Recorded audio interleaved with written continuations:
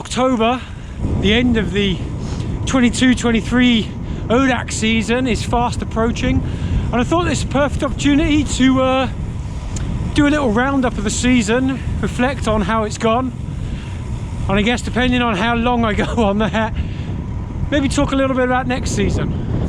Firstly, quick recap on what the goals were for this season.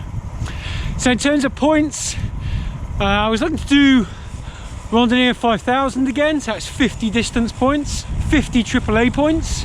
Also looking to do a AAA SR series. In fact, I was actually going for a AAA SR 2500, which is your normal SR series plus a 1000k ride.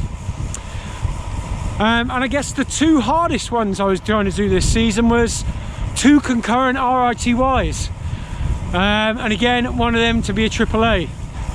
And in terms of my kind of A events this year, Brian Chapman Memorial and Bristol Glasgow Bristol, they were the 2 kind of main events that I wanted to get done. I think that's a kind of reasonably ambitious list, but I do think they all kind of fit with each other. So you're never really doing one without ticking something off for the others at the same time. Season started late for me. I was still really struggling with the nerve damage in my hands that I'd sustained around August. Yeah, I hadn't really been riding, trying to let my hands heal.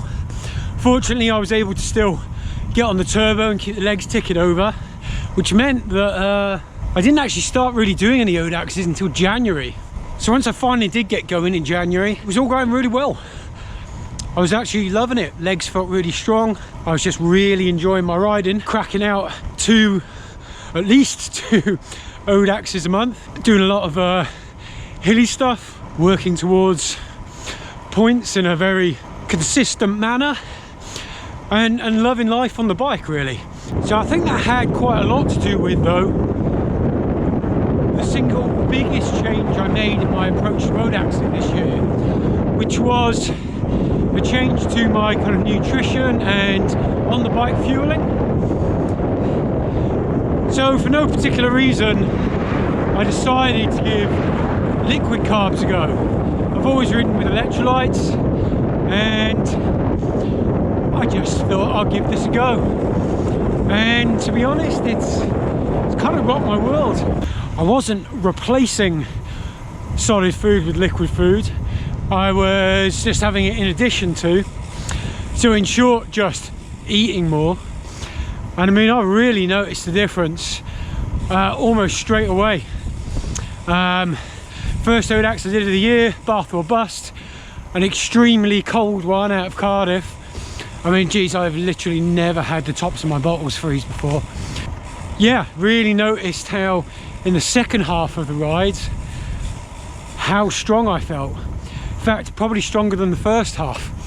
And so this really became a characteristic, if you like, of my riding this year. That last maybe 100, 150k of, if you were doing a 300, say, or even something like, say, the Brian Chapman, where on day 2 felt great, felt absolutely great. If you take anything away from this video, just start eating more, people. And I guess now I'm aiming at sort of a 60 to 80 grams of carbs an hour.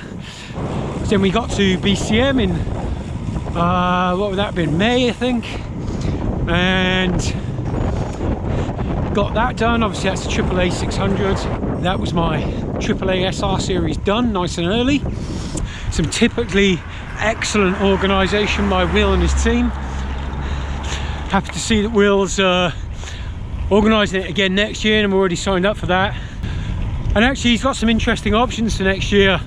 If 600 seems a little daunting for you, he's got it as 2 300s and even a 3 200s option. So yeah, great to see some little bit of innovation going on in the scene there. So that gets us to June, and the real big one for the year, Bristol Glasgow Bristol. Not going to go on too much about this, as there's a 40-50 minute video on the channel a couple of videos ago that really covers the actual ride. But amazing experience. I really did enjoy it. Fully intending to do some more videos on that cover things like my planning, training coming into it, and a bike check video. I know I've been saying that for months. It's still up there, it's still something I want to do. Yeah, hopefully I'll get to it at some point. So where was I at this point then with goals? Well, RITYs were just sort of taking care of themselves, but the one that was already done at this point was the 50 AAA points. I mean, I'd done so much hilly riding, and then add into that the 26 points for BGB, and obviously I'd smashed straight through 50 points quite early. So naturally, being someone who likes to push themselves in that sense, I felt that 100 points was actually in grasp. Changed up that goal to 100, and then had a quick look at the AAA league scores, and suddenly found myself in the top 10, which is something I never really expected to ever happen. I kind of casually had a look just to kind of see what the crack was, I guess, and yeah, then my name was much closer to the top than I ever would have expected. This made me think that it might be nice to stay in the top 10 all season. Thing is, with that type of goal though, is I've never really been one to be comparing with other people. So yeah, I was a little bit like, it would be nice, but let's not kill yourself just to try and get a good league table position. And that was why I sort of tried to focus more on 100 points than trying to beat anybody else. So we get to July, focusing on this 100 points goal, and who am I trying to kid? This was more about just trying to fill the void after BGB, honestly. Signed up for London, Land's End London. There's a video about that on the channel as well.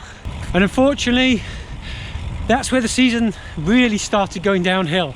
So that started a run of 6 out of 7 Odaxes that I attempted that I had to bail on for one reason or another. There was definitely some stuff there that I felt pretty hard done by. I mean, 3 punches in 65k, that's unfortunate, right? Snapping a spoke. Losing my phone and wallet. I mean, okay, entirely my fault to be fair, but yeah, a pretty frustrating period. So ultimately that bad run had quite a negative effect on the season goals. The one that kind of burnt though was losing both of my RITYs. That was like 7 and 8 months, which you know, is quite a long time to lose, right?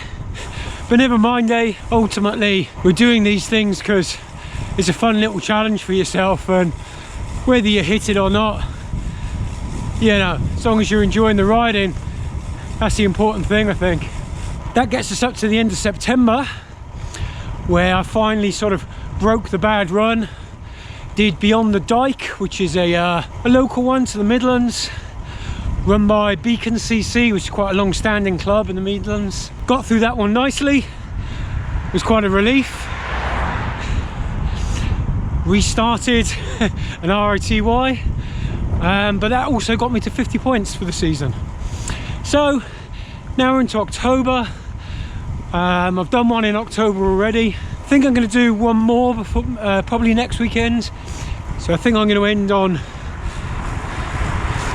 either 52, 54 points, which gives me my Randonneur 5000. Second time I've completed that one. To sum up then, I really have to be careful to not let recency bias cloud my judgment, really. But yeah, overall, the season started 2 months late. I then had an amazing 6 months of pushing boundaries, but I think most importantly, just really enjoying my riding. Sure, 2.5 months in of not so great, but I think we can, you know, some lessons to be learned there in resilience. and then a nice end to the season with a few mellow rides, but getting them done and finishing off another couple of awards. So on the whole, I'd say it's been a really good season, and one that I think going forwards I can take a lot of confidence from. So on that note, I'm going to sign off and catch you in the next one, which will hopefully be looking forward to the next season. Laters.